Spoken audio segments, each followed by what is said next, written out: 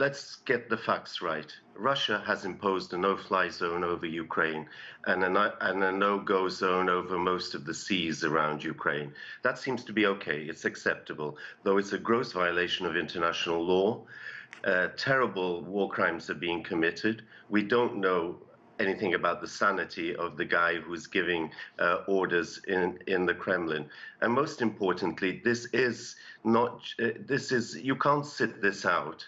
There is a war that has been declared with Ukraine on the receiving end, but all of Europe is affected by this, as we see from the consolidation of the European nations and their very tough sanctions and the sea change in mentalities in Germany and France, for example.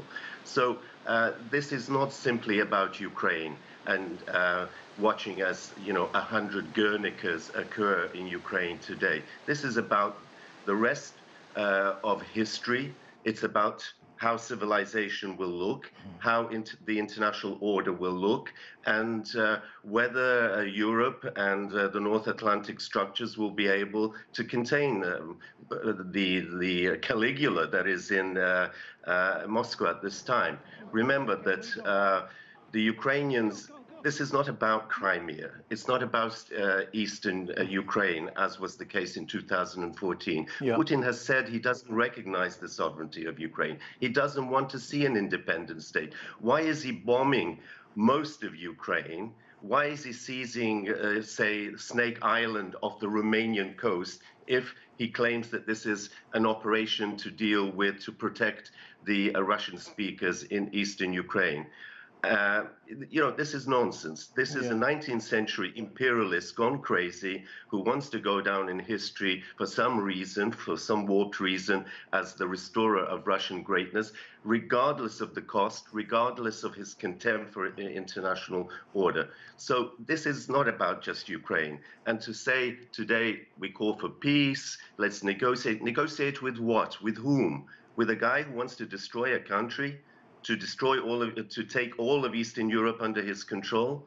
I mean, this is not Yalta that we're talking about. This is not 1975 Helsinki. This is some crazy guy who's threatening the rest of the world with his arsenal. And I'm sure the Chinese, for example, who are allies, are not happy with this. They don't want Ukraine destroyed. Ukraine's main trading partner is China, for example. They don't want Odessa taken. They don't want Russian hegemony established. Yes, they like the fact that Russia and Washington and the West are at loggerheads, but they don't want Putin to get away with this. So, it's not so simple as to say, well, no-fly zones, let's be careful because Russia's so touchy and we don't know how they're going to react. Yeah, but Bohdan, isn't the worry about a no-fly zone that it could engage NATO members directly with Russia over Ukraine, and that could lead to the triggering of Article 5 of the NATO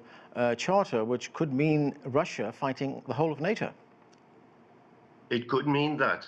But what is NATO about? It's there to defend its members, and its members are threatened by an unforeseeable actor, unpredictable, I should say. And look, it's not just about NATO.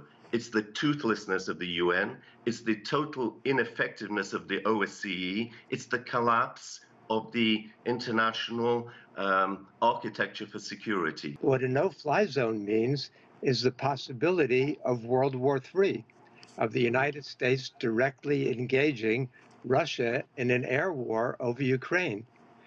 The Americans have shown that they're willing to fight to the last Ukrainian, and now with Zelensky's call for a no-fly zone, the Ukrainians have shown that they're also willing to fight to the last American.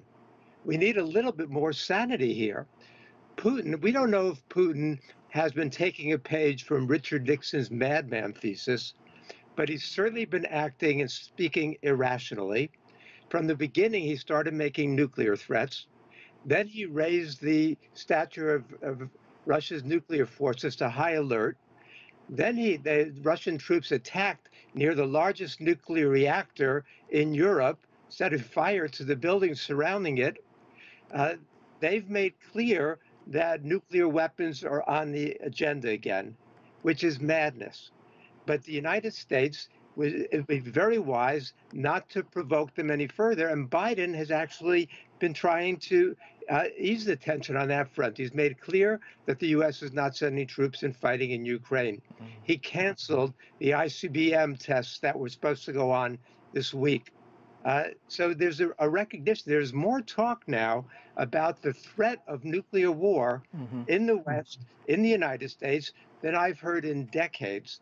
You know, it's good that people are finally alert to that danger. It's sad that we're doing it in the context of it becoming a reality again and a possibility. What we need to do is find an urgent, immediate path out of this.